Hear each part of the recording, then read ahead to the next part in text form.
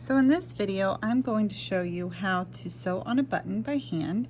And the first thing you want to do is cut your thread to be pretty long. I like to tell people to go from your nose to the end of your fingertips so that we have plenty of thread to work with.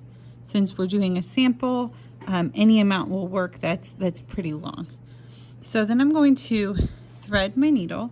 I'm going to hold the thread very close to the tip of the needle and slide it through. And then I'm going to pull the thread until my two ends are even. I like to sew on buttons with my thread doubled up. So once you get your ends even, it's time to sew a hand sewing knot. And to do this, what you want to do is, I'm right-handed, so I'm going to use my right hand. I'm going to start by placing the tips of the thread in my index finger, and then I'm going to pinch them with my thumb. So I'm pinching the ends of my thread in my index finger and my thumb. Then I'm going to wrap the thread around until it forms an X right on the front of my finger. Once I have an X, it's pretty taut, I'm going to pinch and roll. I'm pushing pretty hard to get this thread off of my finger, because I don't want to tie the knot around my finger. I want to tie it just to the thread itself. So I've loosened it off my finger, but I haven't let go yet. I have this circle right here. Then I'm going to take my middle finger and I'm going to pull the thread tight. So I take my middle finger, I pinch the top of that circle, and then I pull the thread. And I have a knot. It's not the prettiest knot, but it's big. It's not going to pull through the fabric, and that is a hand sewing knot. Once you have your threaded needle with your hand sewing knot, it's time to sew on your button.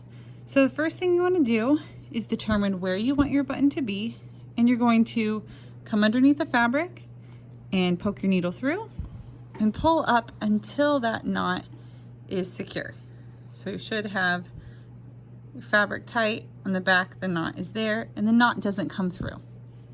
Then you're going to place your button through the needle. If you're using a 4-hole button, you'll just put it through one of the 4. And if you're using what's called a shank button, that's fine too. Just think of this piece. Here's a shank button. This is your 1 buttonhole. You only have 1. And if you're using a buttonhole that has 2 holes, that's fine too. You just go through one of the 2 holes. So it doesn't matter the type of button, the technique is pretty much the same. And once I go through my buttonhole, since I have a 4-hole button, I can decide if I want to do X's or 2 dashes. I like to do X's, so I'm going to hold the button tight to the fabric and go down through the next hole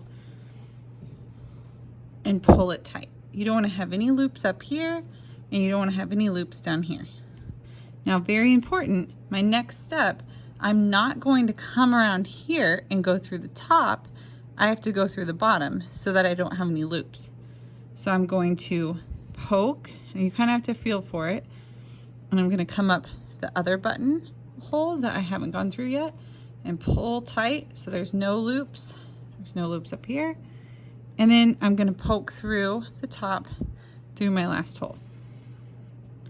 Now I'm going to repeat until I have this done 3 times. So I'm going to poke up again through my buttonhole, pull tight so there are no loops in the back, and then back through the front, pull tight. I'm going to do this, like I said, 3 times for extra security, and I've got to go through each hole. So I have 3 X's going this way, 1, 2, 3 stitches, and 3 stitches going this way. So my last stitch, I'm going to pull up, make sure there's no loops, and pull down. Now there's one more step. This looks pretty good, it feels really secure. I need to give my button some wiggle room so that it's not too tight, and so to do that I'm going to create a shank. So what I do is, you have to do this if you have a 2-hole button or a 4-hole button. You do not have to do it on your shank button because it already has that wiggle room with that loop that's attached. But if you have a 2-hole button or a 4-hole button, you come up from the bottom of the fabric, so I'm in the back, and underneath the button. So I'm just poking underneath, I'm not going through a hole. I'm then going to loop my thread around the button about 3 or 4 times, kind of creating, I'm lassoing all those little threads together, creating some pivot points. And then I poke my needle back down through towards the back. I'm not going through a buttonhole, I'm sliding it under the button to the back like so. Finally, to make sure my button is secure, I'm going to do a hand sewing knot again, but when you end, a hand sewing knot looks a little different. So what I'm going to do is take a little sideways stitch, just catching some fabric.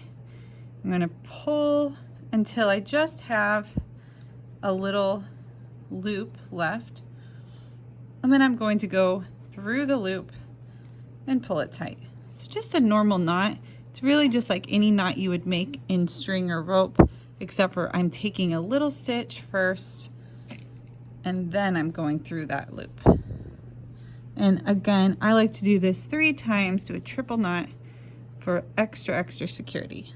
So a little sideways stitch, and then before I pull that stitch tight, I go through my loop, pull it tight, and then you can trim your threads. What I like to do with hand sewing is slide my needle through so it doesn't show.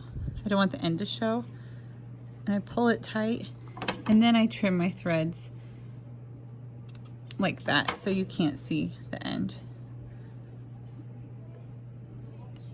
And trim any other loose threads. It looks like that's for my knot. And there you have it, how to sew on a button.